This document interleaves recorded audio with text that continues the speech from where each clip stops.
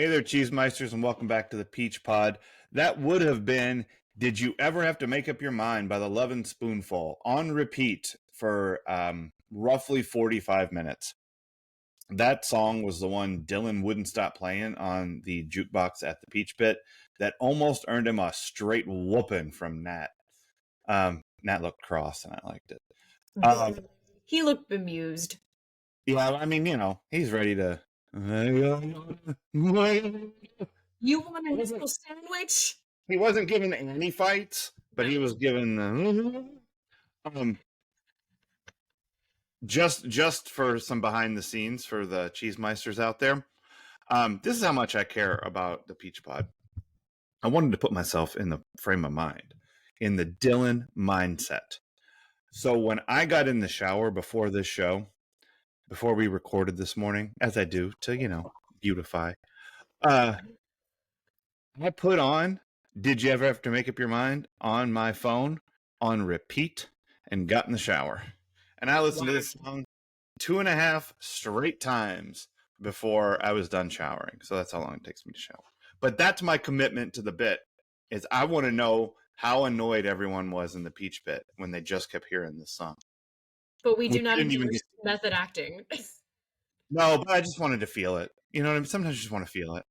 And you didn't even hear that song, did you? No, I didn't.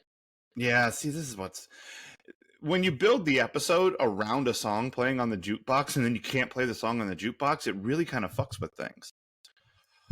Whatever. I am Jeff, and I was pretty stoned that night. And joining me on the other end of the internet, my host. I'm Leslie, and I'm a happily married man. I've got a wife and kids and a dog and a cat. Really should have followed up with that. I was hoping that was coming, but... You didn't give me enough time. Oh, sorry. I didn't know you were going to do it. Enjoy my beat. Sorry. It's okay. Stepped on your butt. Well, that's okay. It was a good setup, though. So either way it landed. All right, so this week at Cheesemeisters, we are discussing Season 3, Episode 18, Midlife. Now what? Original air date January 13th, 1993. Did you throw up in your mouth or throw something during this episode?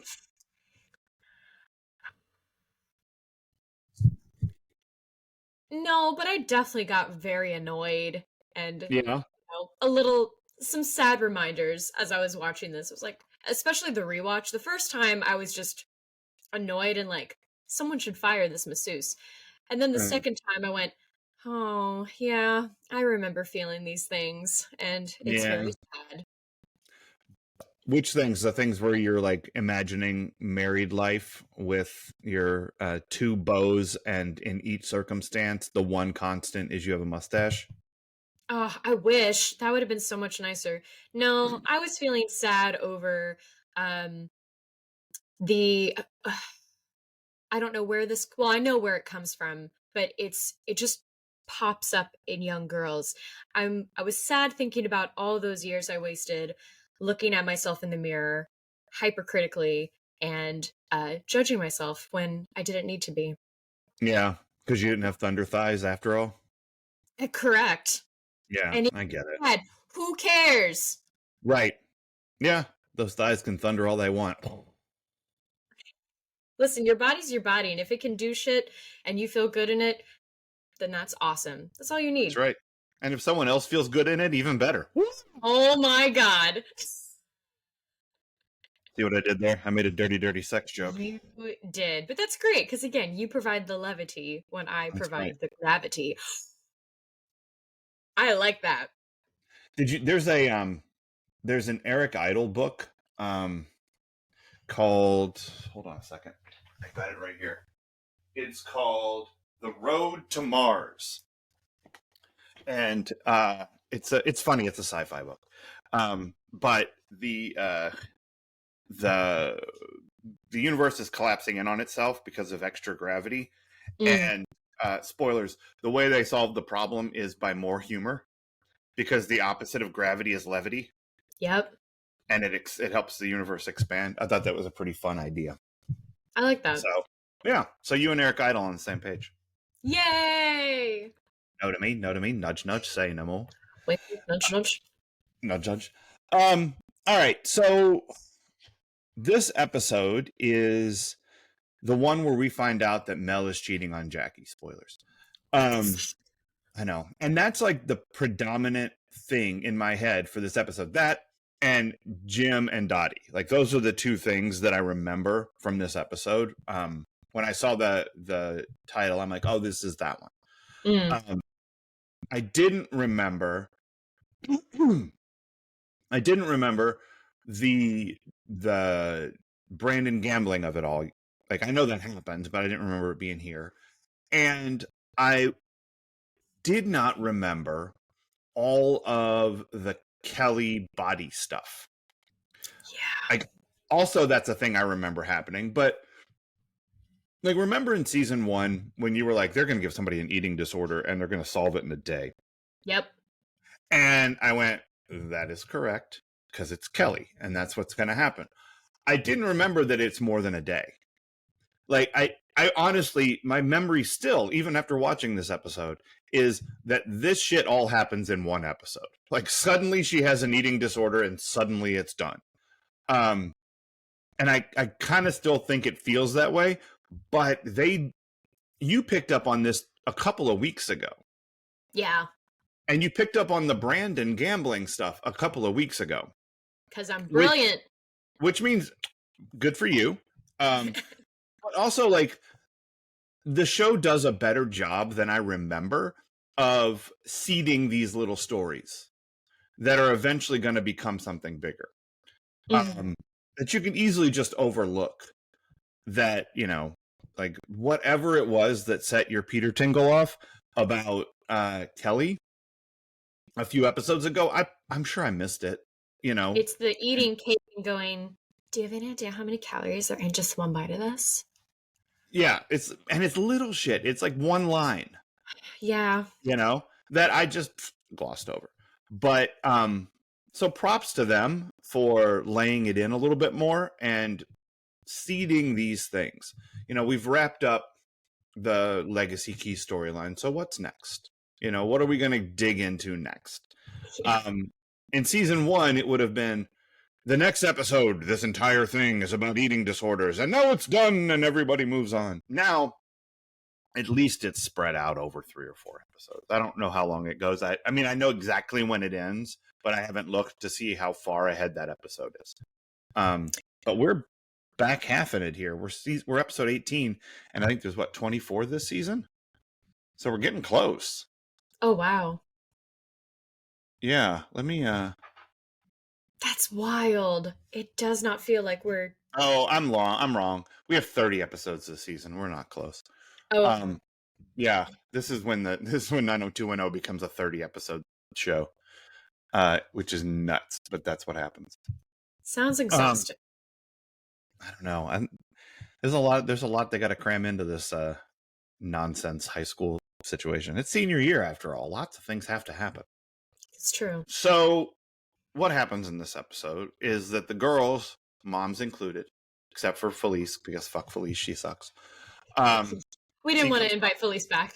No, well, you know, come see, come saw. She got a little bug. So Felice stays home, and all the other girls go to a spa weekend that Andrea is deeply suspicious of at the beginning, but does the Andrea thing, which is, I can write about this for the school newspaper. It's her excuse for literally every experience she ever has in her life. You know, so props for consistency, I suppose. This will be interesting. Oh my God, she's going to turn into Carrie Bradshaw. Oh God. I don't need that much Andrea voiceover. I really don't. And I really don't need, all right, hot take. Carrie Bradshaw dresses stupid. Just stupid. All the time. All the outfits she wears are fucking dumb. I hate them all. I don't understand why that show is a fashion icon, template, whatever. She dresses dumb. That tutu she's wearing in the opening credits when she gets splashed by the mud, I hope it's ruined. It looks stupid. Don't wear it anymore. If Andrea dresses like Carrie Bradshaw, we got trouble. I'd rather see Andrea in high-waisted pants and a vest. A tacky vest that doesn't match this side to this side. I'd rather that's what Andrea wears than whatever Carrie Bradshaw wears. How do you feel about Carrie Bradshaw? Is she stupid or what? I hate her. I listen, you're speaking my language. Have I watched some of the show and have I seen like the movies? Yes, because I want to socialize with friends. But Sure. do I get it? No. You know, it's in the zeitgeist for a reason. It was helpful in things. I don't think it needs to still be a thing. Like most reboots, I think it's pointless. And yeah, like I get mad occasionally when I think about the fact that she's getting to survive in that apartment with all that designer shit on a freelance writer job. Fuck you. Right? I know. I was She's a really good freelance writer, though. Did you know that? Like, really good. Oh my God. Basic. The New York I was sold is such a lie. They have the best PR here. I know. It's probably something that you never realized being a mortal human, but me, Michael, living on an elevated plane. I've been watching Friends. How did they afford that apartment? Rent controlled, and it was her grandma's. So, but I mean, it's still insane. But the fact only mention it the one time and don't like make more jokes about it. Again, another thing. Sitcoms made me believe I was going to have friends who wanted to be around me all the time growing up, and that is not true. But also my fault. I live in a different city than most of my friends. But also, like, I don't want to be around my friends all the time either. Like, I like my friends. No, I mean, I'm good to have some quiet time. You know what I mean? It's fine. Quiet time. When Joey's been fed and he's taking a nap, they get quiet time. No, they don't. There's no quiet time between those apartments. There's not even any locks on the doors, for God's sake. We're all over the place.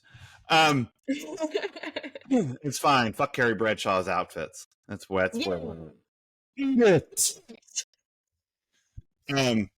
So Andrea talks herself into this shit, which, consistent. And then they all go to the spa, and Andrea is shot out of a fucking cannon. Oh my God. The worst person to go to a spa with. Andrea is too fucking keyed up at this spa. Like, they got 18 different kinds of yoga. I've never done yoga. They got 400 types of massage. I wonder what that means. Andrea's never had sushi, but she imagines this is what sushi feels like. Fucking calm down, Andrea. You're going to just spoil. I mean, like, Andrea, if I didn't know better, got there and immediately talked to Babette. Like, she was like, Babette, you got a toot? And Babette's like, for you, honey, anything. Friends of Jackie's, friends of mine. Friend of years, friend of tears. Andrea is just, she has a new lease on life because she thinks she's found the person who tried to mow her down. Uh-huh. She doesn't know it's Gil. She doesn't know it's Gil.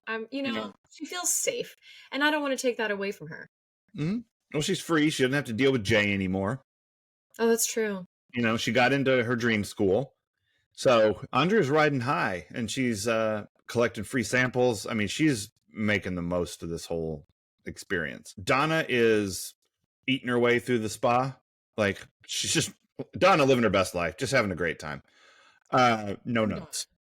Yeah. Live like Donna. Yeah. Brenda and Kelly do spa related things, facials and massages and stuff. The fucking chattiest masseuse anyone's ever seen. Just spilling everybody's tea all over the place. Mel Silver, rich oral surgeon from Beverly Hills, who is apparently a fuckboy. Well, yes, and has a thing for people named Sheila. Like, David's mom was Sheila, and then Mandy was dating him until her friend Sheila met him, and so he's not just having an affair on Jackie, he's cheating with multiple women and having them fight over. I mean, tripod. Like, Mel has got to have all of it if he is getting all these ladies, because it's not just like they're not in it for the oral surgery. They're in it for a different oral. That's right, they are. Reminds me of another oral sex. Joke. Yeah, this reminds me of another joke that Norm told on that Conan thing, and we can cut it out or we can leave it in. I don't care. He said, my wife was in a coma, and the doctor said, this is a technique that we've seen work sometimes. If you go in there and have oral sex with your wife, it can wake her up. It can bring her out of the coma. And I said, well, Doc, I'm willing to try anything. So I go in there and come out 5 minutes later, and I'm like, Doc, she's choking. Jesus. Well, it is terrible, but it's funny. Yeah. Norm's the best. So they're at this spa, and Babette's offering Jackie Coke and telling her stories about the old days. And the chatty fucking masseuse is like, I had 2 girlfriends and they were fighting over a man. Isn't that the dumbest thing ever? You 2 girls currently fighting over a man? And Brenda takes that message to heart for now. And then she's like, let me tell you the name of the guy that my friend Mandy was sleeping with, the married man, the rich oral surgeon from Beverly Hills that you probably never heard of. Mel fucking Silver. Bom, bom. And then Kelly has to decide whether to tell Jackie, and then she has to make sure Jackie doesn't do coke, or at least pray Jackie doesn't do coke. And then back at home, Brandon is betting on basketball, which is a sucker's bet, as Steve points out. I didn't get that. Is that a thing? People don't bet on basketball? I thought you all filled out brackets every March. Don't you bet on that? That's different than betting on basketball games with a point spread. Oh. Like, are you familiar with a point spread and how that works? No. Okay, here's how a point spread works. What the bookie wants, what Vegas wants, is for equal dollars to be bet on each side, right? It's no good for them if everyone bets on the Knicks to lose because they think the Knicks are going to lose, and then the Knicks lose and they have to pay all the money.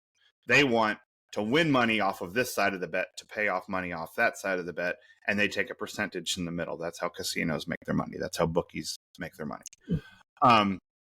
So what you do to get even betting on both sides of that win-loss is you move what counts as a victory. So in order for the team that everybody thinks is going to win to be the winning bet, they have to give up some points. So if you want, let's say the Knicks are playing the Timberwolves, which is maybe what was happening. It might have been a different bet. I'm not sure. And everybody thinks that the Timberwolves are going to win this game. In order to get people to bet that the Knicks are going to win, you got to give the Knicks points. So the Knicks, as long as they lose, if the line is Knicks +8, as long as the Knicks lose by less than 8 points, that's a winning bet. The Timberwolves have to win by more than 8 points for you to win on them. You're taking the Wolves -8. It's baffling. That's what it means. Okay. So, and basketball is a game where there's so many points scored that it is, I think, harder to accurately bet against a line. Like it's a sucker's bet. Like no one knows enough about the game to go, they're going to win by 7 and not by 8. You know, like Vegas does, because Vegas fucking knows how to make money. But for the better, it is seen as a less reliable thing to bet on than football, even though Vegas makes $1 billion on football all the time. Like people are bad at betting on football too. But it is accepted, or was at least anyway, an accepted point of view that betting on basketball is a sucker's bet. Okay. So Steve is out there putting it, but Brandon's like, no, I got this shit. I'm going to make this money. I got bookie. No, he has a system. It's only a problem if he loses. Okay. Which will never happen because gamblers don't lose. They just continue to win all of the time. That's how gambling works. Tell that to Fanny Bryce. Yeah, tell it to fucking everybody. So Brandon is like betting a little bit more on basketball. He's getting pretty into it. It's kind of the only thing he wants to talk about this episode. which is fine. You know, everybody's got to have a hobby. Dylan's hobby is moping. He is sitting at the peach pit, playing the Love and Spoonful over and over and over again, trying to make up his mind, and pissing off Nat the whole time, and having dream sequences. So, is this our first Dylan dream sequence? Is this the first time you've seen the interiority of Dylan?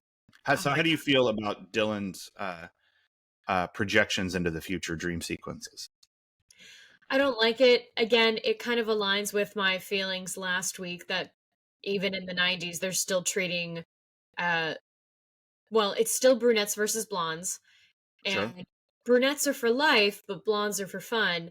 And I mean, the fact that Brenda is just popping out kids and somehow they've inherited the Walsh home. Laura pointed that out too. She's like, why are they living there? And I'm like, it's the only set they have, I think. They want to build another set.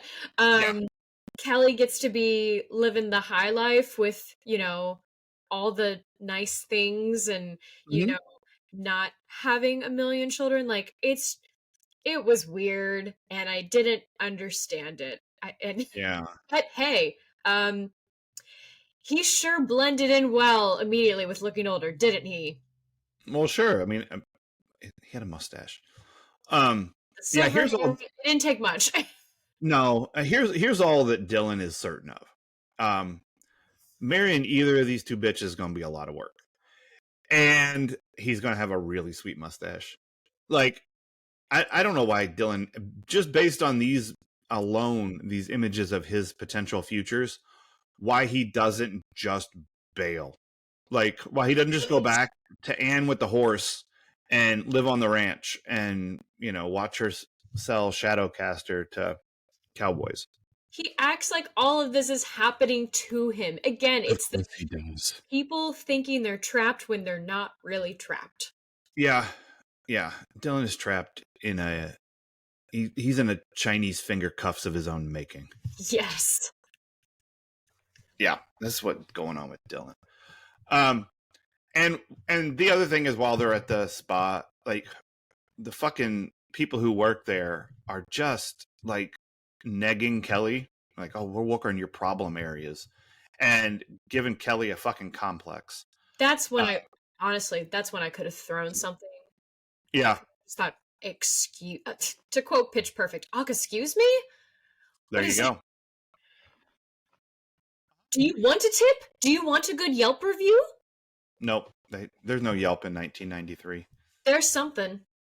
There is something. There's Babette just running rails off the patio furniture. Yeah, I like Babette. I think Babette has got a cottage industry set up at the health spa where she's like, this is a health spa, but people are coming here to unwind, and I'm going to sell drugs. And I'm going to do it. I mean, have you seen what the fuck's that show that Mike White does, where they're in the different resorts?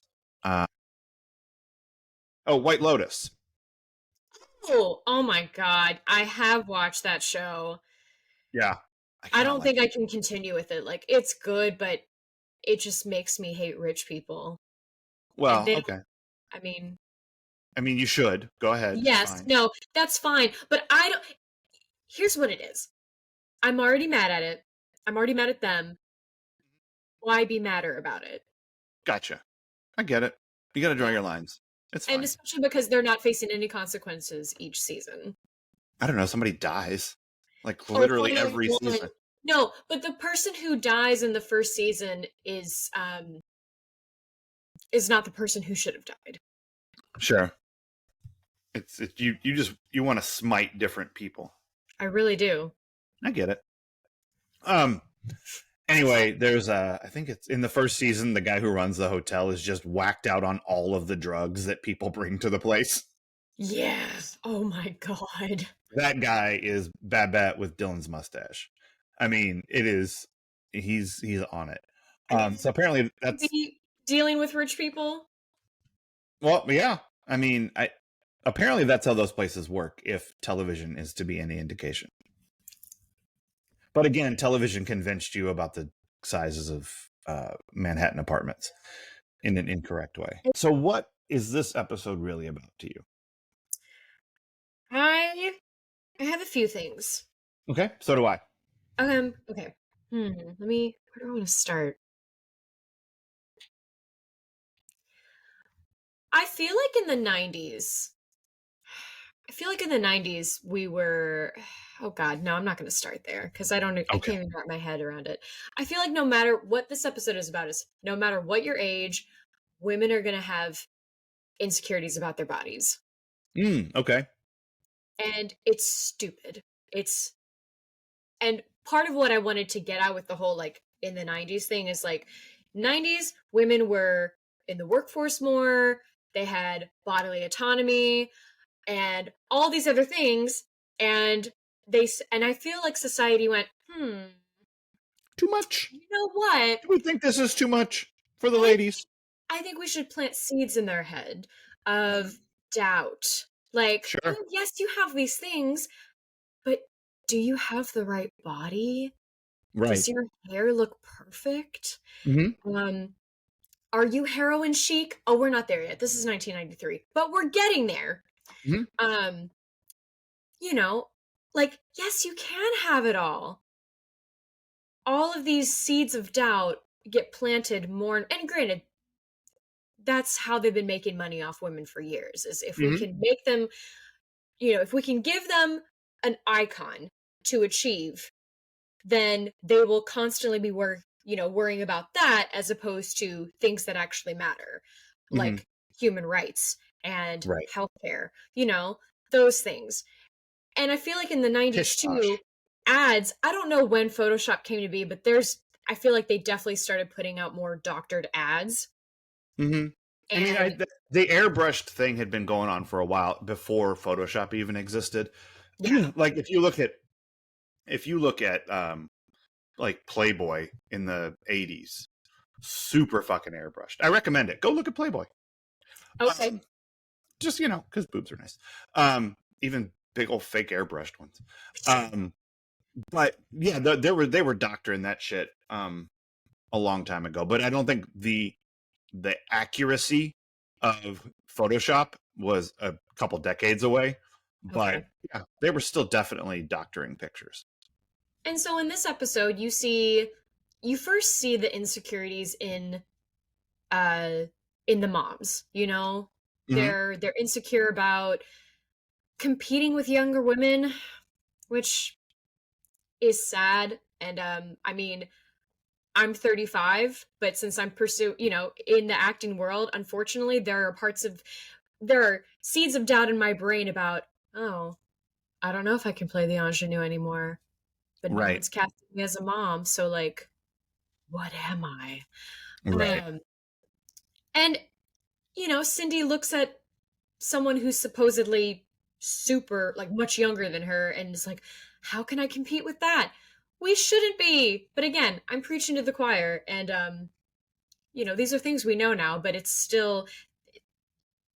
They did a study how even when people knew the ads were photoshopped, they still felt depressed because they realized they could never achieve that. Yeah.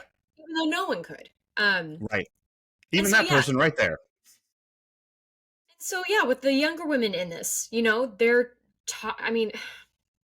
Kelly is calling out Donna for how much she's eating and goes, "Are you sure you're not bulimic?" But that's, we know what that is. That's called reversing the heat. It's projecting.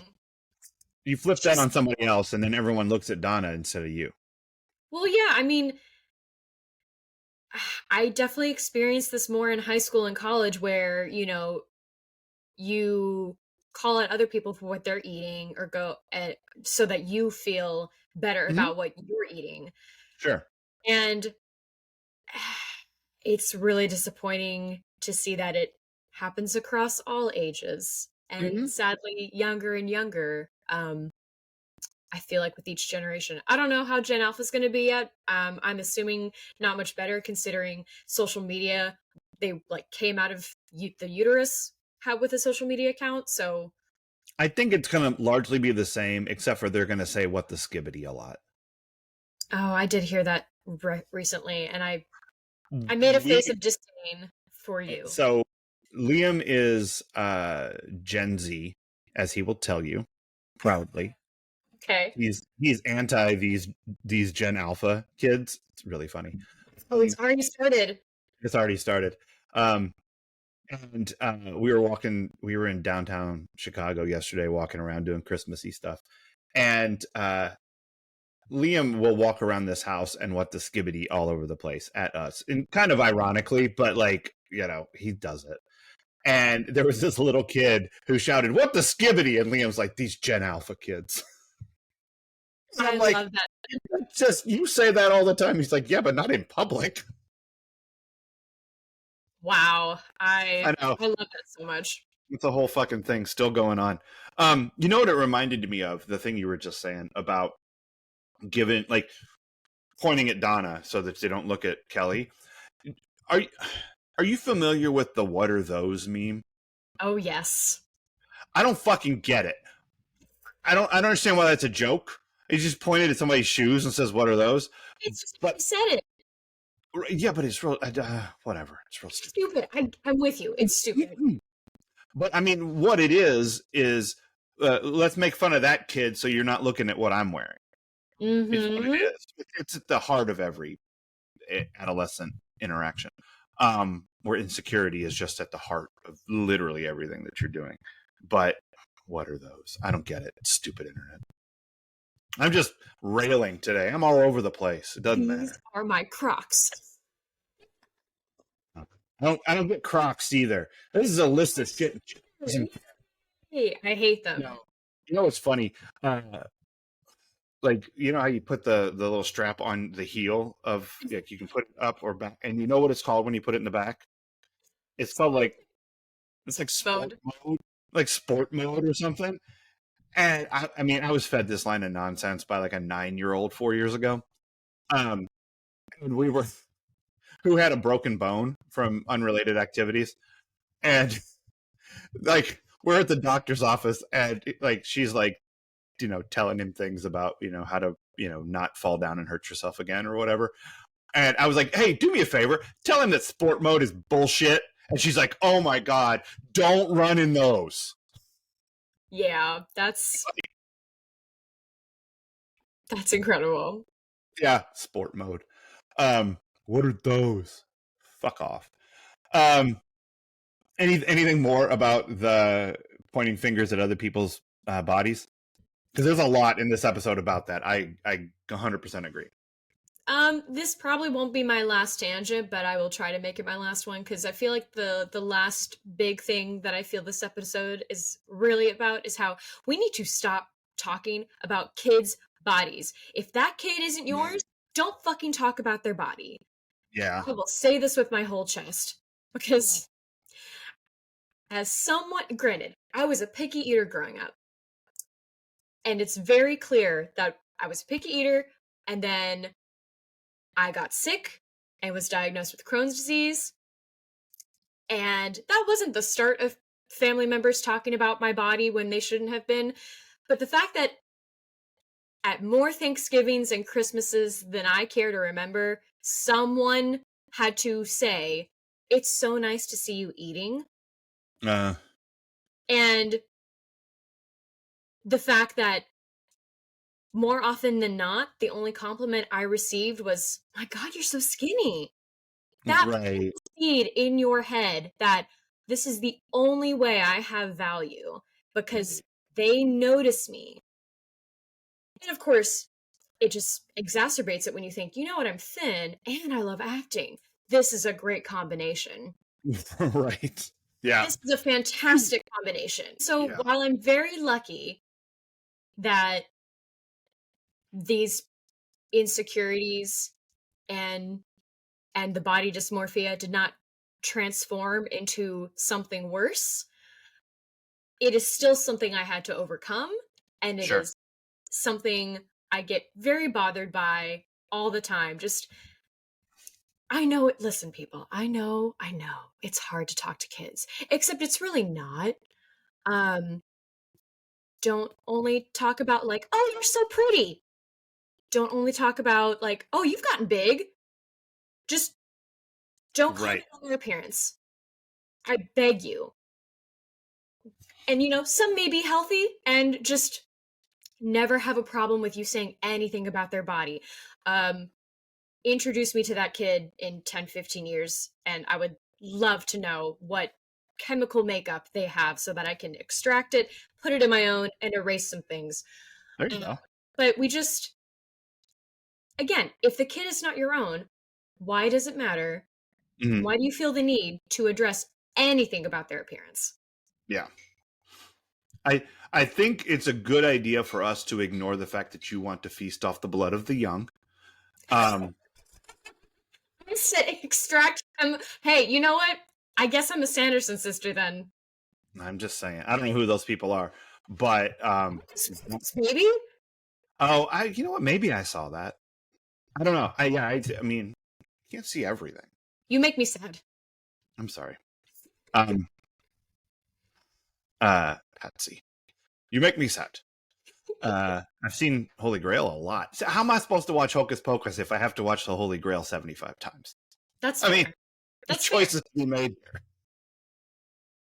there. All right, so here's what I think this episode is really about. Some of the things. Fucking don't get married. Like, straight up don't get married. Because, like, Mel is just straight up just laying pipe all over town. Bad idea. Don't get married to Mel.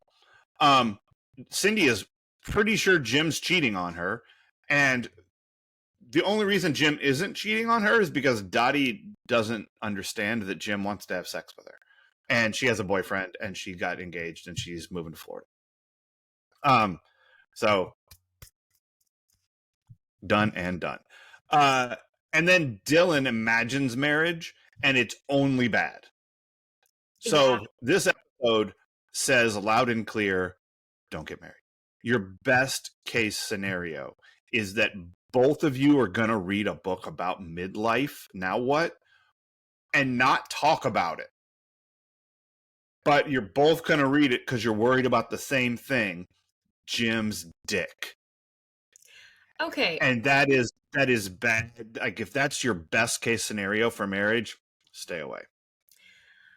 Which is interesting considering the divorce rate did go up in the 90s. So maybe that was starting in 93. I don't know. Feels like it. And then also, I had a feeling Jackie and Mel weren't going to make it, and I'm pretty sure I said that on here.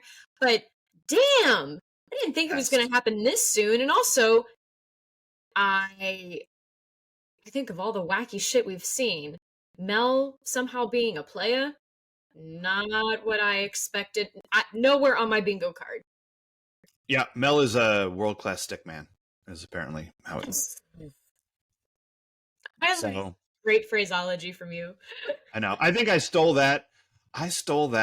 From, I really wish I could remember. It was a story Michael Rappaport was telling about some older actor, like a Milton Berle kind of older actor, and calling somebody else a world-class stick man. And I like that phrase quite a bit. I think it's really funny. So shouts to Michael Rappaport. Yeah, don't get married. This show thinks it's bad. It just really does. Coming from one host who is married. Right. No, I'm not saying it's my point of view. I'm saying it's the show's point of view. That's right. The show says you're getting yourself into something. I mean, look, there's only two possible outcomes here. Either you lose all of your money and have to live in your in-laws' house because your wife can't stop being pregnant. Or you get to live in your own house, but pretty soon you're going to lose it because your wife can't stop spending your money. And all you can do about it is go. I know. Just rub your forehead. That's why my dad always said that he was bald, because of us and him rubbing his forehead in consternation at our activities. No. He's like, it's you guys. You just make me do this all the time. And that just rubbed the hair away. Wow. So, I was like, you were bald before I was born. It ain't my fault. I think the other thing that this episode is about is picking up the breadcrumbs, which we've discussed. You have done. Like, they've been planting these little, along the way. And now is when we start to see them become real stories. It comes to the forefront. Brandon is sucker betting with Duke, and Kelly is really feeling this like body issue thing that she's got going on. She's focused on the wrong. She's just focused on her body in ways that are unhealthy, and no one really knows how to talk to her about this because like she brings it up and Brenda's like, you're nuts. Like, yeah, which like is a normal other person reaction to this because you look at them and you don't see this thing that they're seeing. They are what they did I tell the Norm joke on camera or off camera? The first one you told it off. Yeah. Okay. The first joke is this, and it relates here. I can't believe this relates. Is I was looking in the mirror the other day, and I said, God, I'm just so old and fat and gray, and I feel just awful about myself. And I looked at my wife, and I said, I'm feeling all these things. I really need a compliment. And she looks at me, and she says, your eyesight's perfect. You dirty dog. Don't say those things. But Kelly is like that. Kelly is feeling those same things that Norm was feeling, but Brenda is not telling her that her eyesight's perfect. Brenda is telling her that she's crazy. Don't do that. You're crazy, crazy person. Don't be crazy. To be fair, though, as someone who would, speak poorly about her body for a long time, I learned that people complimenting me back is not a helpful response. It's lovely and it seems helpful, but it just plants, again, another seed of, if I express this thing, people will say this, but you're not internalizing the truth they're trying to throw at you, Yeah. Yeah. I get that. But yeah, I mean, it's I agree with Brenda. Kelly is incorrect. Well, like, no, you're lovely. This is not the worst thing. Like, it's very on point with what a teenager would say to another teen. Like, of course. Yeah. But also calling someone who is having an incorrect internal monologue about their own body crazy, it like doesn't help that monologue. No. Oh no, of course not. I get that. So yeah, she's just nobody quite, and then they're like and Kelly's like, Jesus Christ, Donna, why don't you eat some more food? And Donna's like, Donna, blissfully unaware, it's just like, I took a mud bath, dude. Like, I'm gonna have 2 fucking sandwiches and your avocado.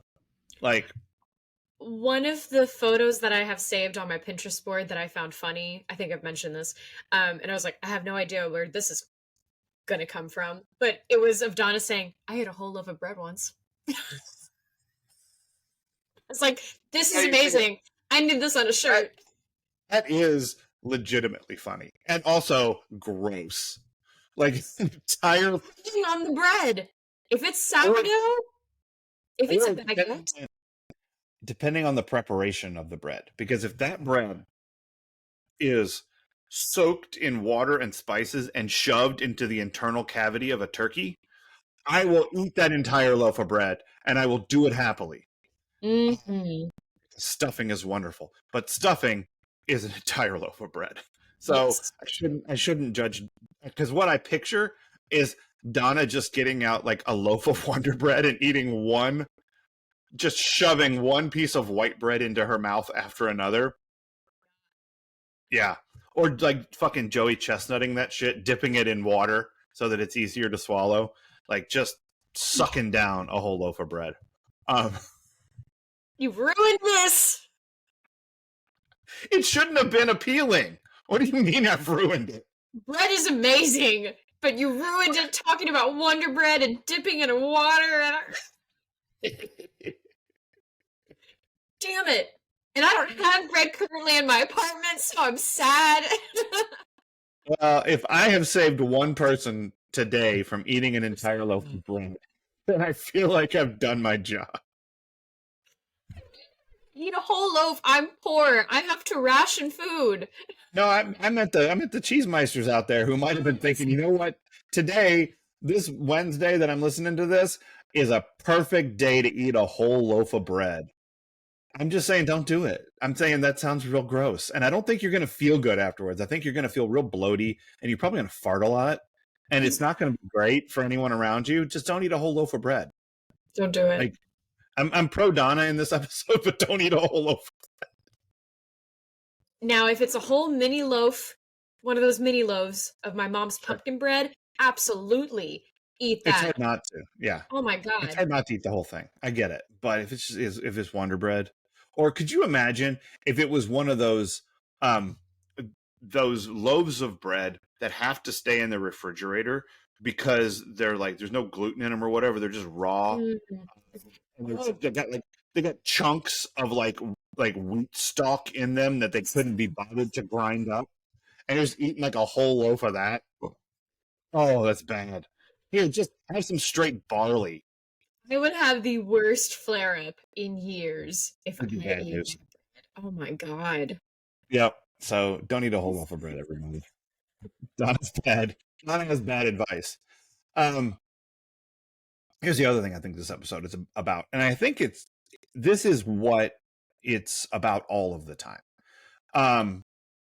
It is about parents through the eyes of their kids, because every time a parent struggle comes up in this episode, we're shown how the kids are reacting and processing it, and where they have to fit in the middle of this thing that has really nothing to do with them.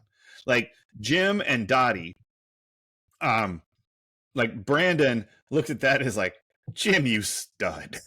Like, he doesn't really think that his dad is having an affair and cheating on his mom. But he does think that it's awesome that Jim thinks he could. Like, so you get to see like the kid's point of view for this whole thing. He's like, good for you, thinking you can pull that. You can't do it. It's not going to happen. That dude eating the fucking noodles has a better chance than you do.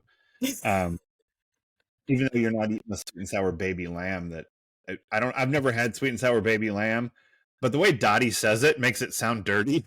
Didn't it make you want to eat it, but also like, what is this? I don't know. Yeah, it did. It sounds great. Like,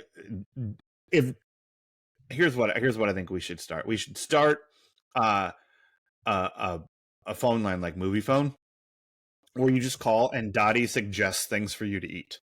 Because I bet that I would eat any of them. Because sweet and sour baby lamb, I wouldn't. If I saw that on the menu, I'd go pass. But Dottie's like, oh, man, that sounds fucking good. I don't know. Dottie might be onto something with this sweet and sour baby lamb. See, now I'm thinking about lamb chops play along, and I feel sad because like lamb is delicious, but eating baby lamb, I don't think I can do. I don't know that I can. Lewis. Shouts all the way to Sherry Lewis. Yeah. In heaven. But then, well, yeah. Or hell, I don't know. I don't know what she was up to. In the good place. Okay. You know how many people get in the good place? It's like nobody.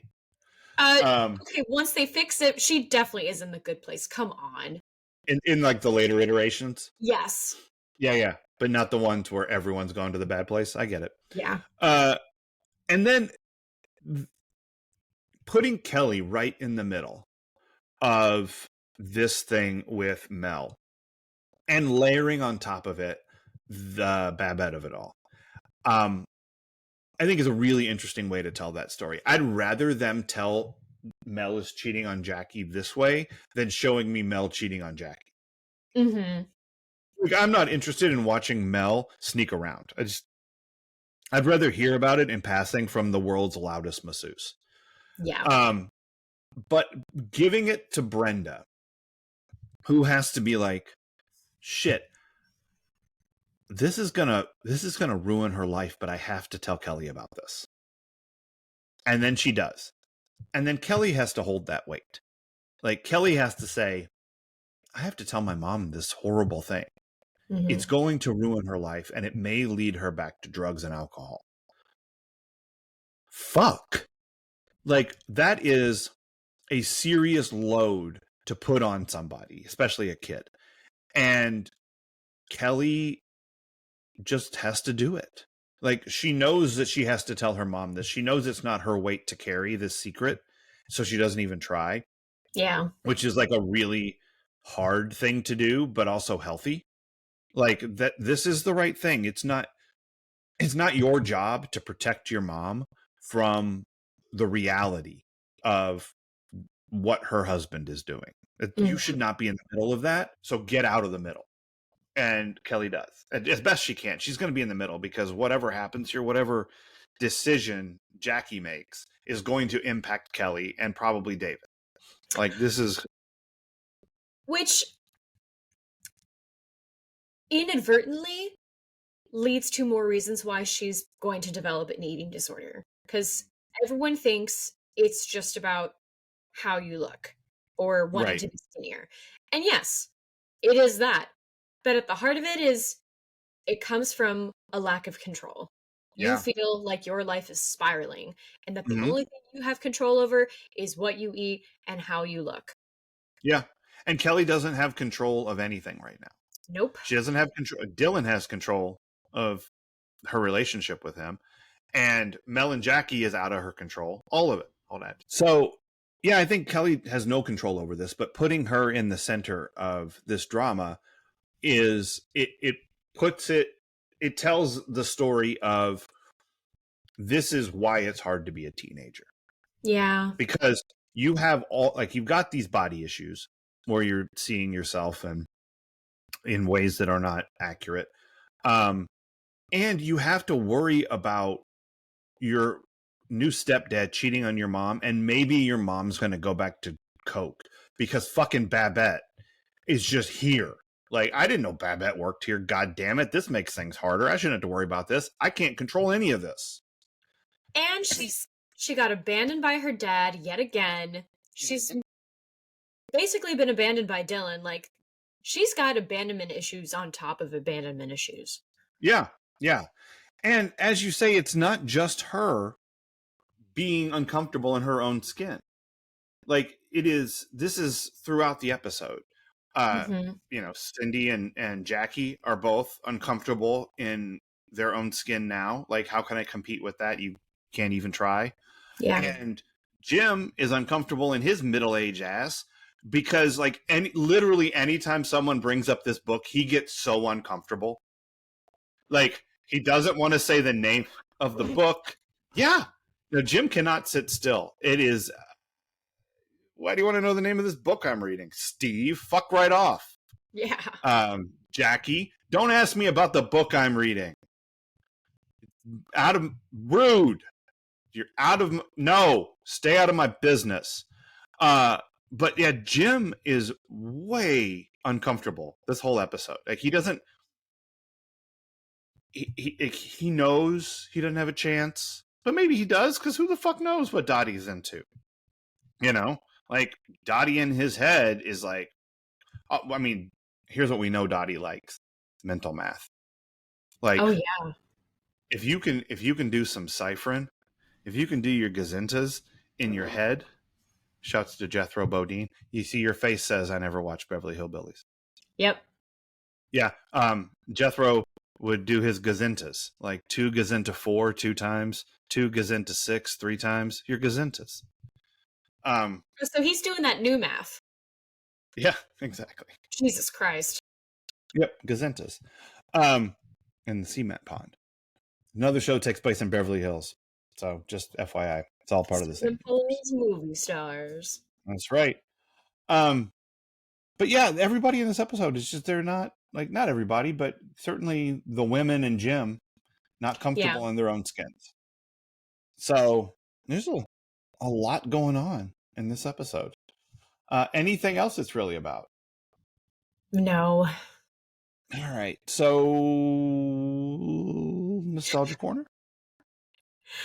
I've been trying to think of lighter stuff, because obviously it brought up, you know, not great Thanksgiving dinner memories. Yeah. Certainly. And, you know, this is not like, I would not call this a triggering episode. If anything, it was just like, oh, yeah, I used to do that. So anything I've come up with nostalgia-wise is gonna have a layer of sadness to it, so just hang with me, people, because, All right. um, I got invited my best friend at the time, I think this was middle school, she invited me to this pizza eating church thing. I don't know why. It was at Pizza King. So it didn't matter. I was like, "Oh, I get to eat a ton of pizza? Pizza Awesome." King is the truth. And we had a fantastic time. Did I eat anything else the rest of the day? No, because I was like, "I'm gonna be eating a shit ton of pizza." And in Prepping. my mind, it was you gotta compensate for that. And so like Well, fun time, and we astonished the adults by how much we ate because they were like, it's always the skinny ones, but at the same time, it's like, but I didn't have healthy methods about it. Not the most and you were unhealthy. like, I ate an entire loaf of bread once. Basically, I was like, and instead, it was I ate this entire pizza. Yeah, I've done that. I ate an entire pizza once when I was a senior in high school. I ate an entire large Papa John's pizza. Jesus, see now that is a whole loaf of bread. It was more than a whole loaf of bread. Crust alone is I a know. loaf of. I know. Now I'm like, I don't want more than one piece of this. Like, actually, Yeah. Papa John's I don't want any of. It's too fucking salty. But there was a time, Papa John's, good stuff. That garlic butter, you just slop it all in. Oh god. I know. I'm not saying it's good. Pizza King though, give it to me. Yes. See, I think that what you did was plan appropriately. Because you looked at your day and you're like, you know what I want to do today is just eat a shit ton of Pizza King.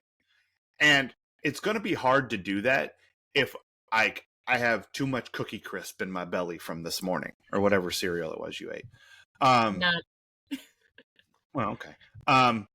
So like you got to keep it empty a little bit so that you can fill it up with that sweet pizza. And then afterwards, you're so full you don't want to eat anything else. So I think you made a good decision, not eating anything else to focus on the Pizza King of it all.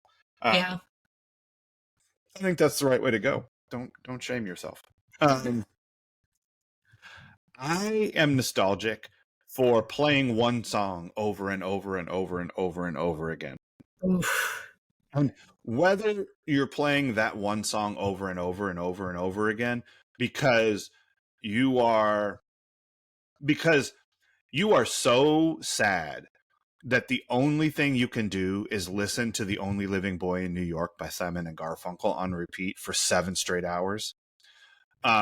Which is, if you're not familiar, the most wonderfully melancholic song that ever was written and recorded. Ooh. Do you know this song? Don't, but now I want to, because melancholy, really that's my dream. It's so good. Green room. It's melancholy is your green room. I love it. Bringing it back. Yeah, it's this song that Art was going to, so when when Simon and Garfunkel first started out, they called themselves Tom and Jerry. Wow. Like that was like their name. So like there's one song that they put out by Tom and Jerry, but it's a Simon and Garfunkel song. So Art was going to go film his part in Catch-22, like he was making a movie, and so it starts out with Tom, catch your plane right on time. So Paul is saying, go Art, do it. You're going to be awesome in this part, but you've left me here alone, and I'm going to be very sad. Oh. And it is such a great fucking song, but it doesn't have to be that. It doesn't have to be, I need to wallow. Mm-hmm. It can also be, I can't get enough of this song. Yeah. And there's one song in particular that I know I listened to probably 30 straight times, and I'm still not sick of this song, and I probably can never get sick of this song. It is the song Einstein on the Beach by Counting Crows. Huh. I don't know that one. It is, oh God, it wasn't on an album. You should listen to it like 70 times in a row. It's got this awesome jangly guitar in it, and it's this like Albert Einstein Humpty Dumpty mashup.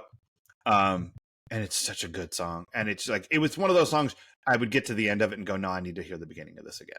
Yeah. And I spent a good chunk of time in late 94, early 95 just doing that. because Einstein on the Beach is awesome. So I'm here to recommend just listening to the same song over and over and over again. Maybe don't force other people to do it, Dylan.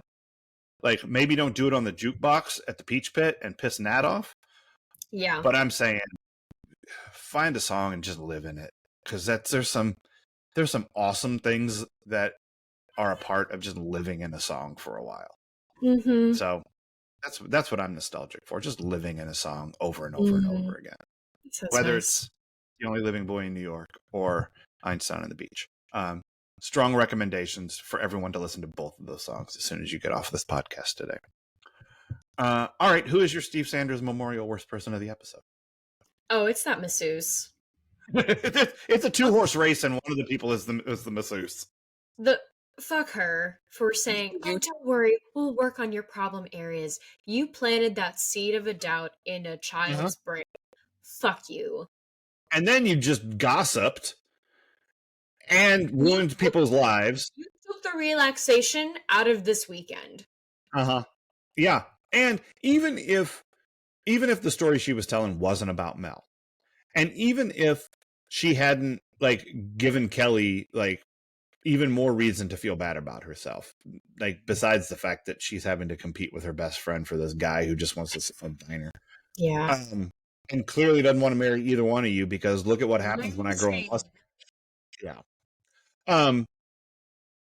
When you are getting a massage, it is up to you how much conversation you want to have. And if it's none, then it should be fucking none. And this masseuse lady is just talking and talking and talking, and she won't. I mean, you saw the woman she worked with. She put the headphones on and is like, I cannot deal with this woman. Every day I'm doing couples massages next to her, and she never shuts the fuck up. I hate her so much. So, yeah, even if she didn't ruin people's lives, she's a terrible person for ruining their massage. Exactly. Yeah. Unless the type of massage that Andrea didn't know what it meant was, this bitch gonna talk the whole time. Oh my God. Like, if they put that on the brochure, like, this type of massage involves this lady never shutting up. Would you like to sign up? No, thank you. We're not going to tell you we're just going to give it a Chinese sounding name so that you don't know that's what you're signing up for. I'm sure they'll explain it to me at the time. Yes, they will, Andrea. This lady's not going to stop talking. Yeah. Yeah, she sucks. So I think it's either her or Mel, and since you took her, I'm going to go with Mel. Yeah, I mean, it's awful what he does. I'm still baffled that he's laying pipe like that around LA. Yep. Just didn't really get that vibe from him. Yep. But yeah, the masseuse hit. She hit a spot for me, and not a good one. Like, not with her elbow in like that knot that's back there that you can't get to relax. She hit the part, the nerve near my spine that makes me recoil. Sure. From touch. Yeah. And didn't try to fix it. She was just like, "Ooh, we'll just leave that alone." Yep, that's a hot spot. Yeah. Go talk to Babette. She'll work you out. All right, I think we did it. All right. So join us here on Friday, Cheesemeisters, when I think we're going to watch Sideways, per your suggestion. Yes, that's right. Yeah. If anyone orders Merlot, I'm fucking leaving. Oh my God. Yeah. You know, it's funny. I haven't watched that since high school, so yeah, I'm excited to view it as an adult. I've only seen it the one time, and the Merlot thing is real. Like, that sticks in my head. And when they drive the car into the tree, it is actively hilarious. It's either that or when the dude hits his car into the dumpster, and the dumpster and the car both fly up in the air because he hits it so hard.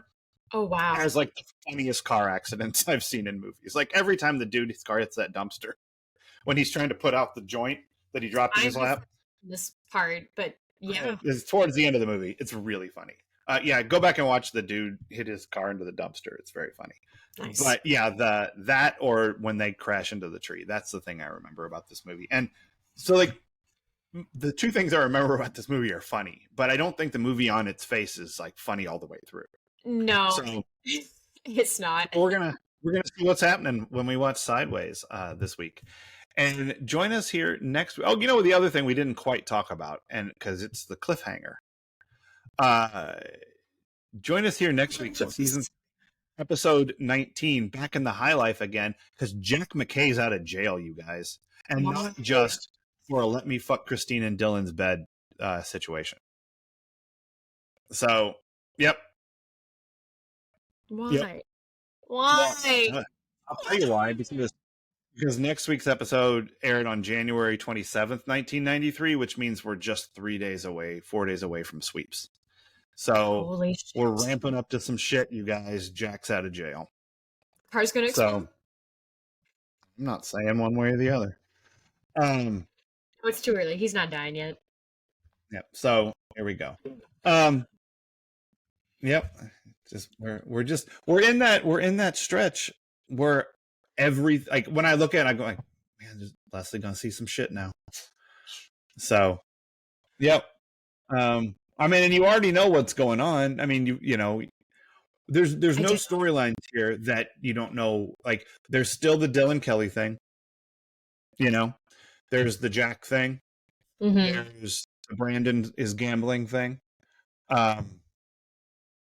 So, yeah, shit's about to go down. Yep. But until then, Cheesemeisters. Bye.